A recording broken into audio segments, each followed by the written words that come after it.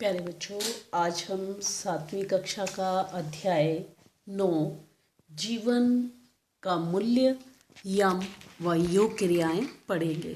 आज पाठशाला में बच्चे स्वेच्छा से विषय चुनकर भाषण देने आए हैं। भाषण को सुनने के लिए विद्यार्थी बड़े उत्सुक हैं। प्रतियोगिता शीघ्र ही शुरू होने जा रही है। भाषण प्रतियोगिता शुरू होने में कुछ समय है, इसलिए विद्यार्थी परस्पर बातचीत कर रहे हैं। संचिता मंच पर आती है और अपना भाषण जो है वो शुरू करती है और गांधी जी के जीवन आदर्शों के निचोड़ को आपके समक्ष प्रस्तुत करने जा रही हूँ।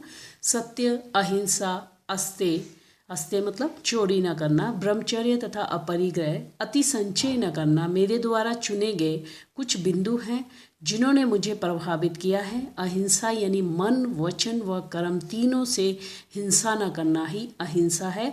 दूसरे शब्दों में, ना हिंसा करो, ना हिंसा के प्रति सोचो, ना ही मन में हिंसा का विचार आने दो। सत्य यानी सच कहना, विवेकशीलता, मन, वाणी, दृष्टि से किसी भी वस्तु या विषय को उसी रूप में प्रकट करना सत्य कहा जा सकता है। अस्ते का अर्थ है चोरी न करना, किसी भी पराई वस्तु या विषय अथवा कृति को जानबूझकर छुपाना या अपना बनाकर प्रस्तुत करना चोरी है। ब्रह्मचर्य चरित्र निर्माण की ओर आवश्यक कदम है। ब्रह्म ज्ञान की ओर ले जाने वाला आचरण ही ब्रह्मचर्य है। अपरिग्रह का भाव है अति संचय न करना, अपनी मूल आवश्यकताओं से अधिक अन्न, धन व वस्तुओं का संचय करना अनुचित है। मुख्याध्यापक जी बच्चों को बताते हैं कि सत्य, अहिंसा, अस्ते, ब्रह्मचर्य व अपरिग्रह जिन्हें योग में यम कहा जाता है और पतंजलि अष्टांग योग का प्रथम अंग है। अब मैं आमंत्रित करूंगा योग शिक्षक को, जो आप सबको योग की सूक्ष्म क्रियाएं करवाएंगे। प्यारे बच्चों, आज हम कुछ और सूक्ष्म क्रियाएं सीखेंगे। तो पहली जो सूक्ष्म क्रिया बुद्धि तथा घृति शक्ति विकासक, तो वो शारीरिक शिक्षक बताते हैं कि इस क्रिया से बुद्धि तथा धैर्य आदि गुणों का विकास होता है, भूलने की बीमारी का उपचार होता है तथा शिखामंडल आंतरिक रूप से शुद्ध होता है। स्मरण शक्ति विकासक, और इससे बुद्धि व स्मरण शक्ति का विकास होता है तथा हमारी विस्मृति की समस्या हल हो जाती है। विस्मृति मतलब जो हम भूल जाते हैं ना, कुछ याद नहीं आता है, वो समस्या भी दूर हो जाती है। मणिबद्ध शक्ति विकासक, ये जो क्रिया है इससे मणिबद्ध में जमा मैल दूर होगा, हाथों में गठिया रोग दूर होगा। हस्त श्रमिकों के लिए ये अभ्यास वरदान है। कर पृष्ठ शक्ति विकासक क्रिया, तो इससे क्या होता है, कुछ बच्चे जब पेन पकड़ के लिखना शुरू करते हैं, पसीना आ जाता है, तो कर पृष्ठ शक्ति विकासक क्रिया करेंगे तो हाथों में पसीना नहीं आएगा।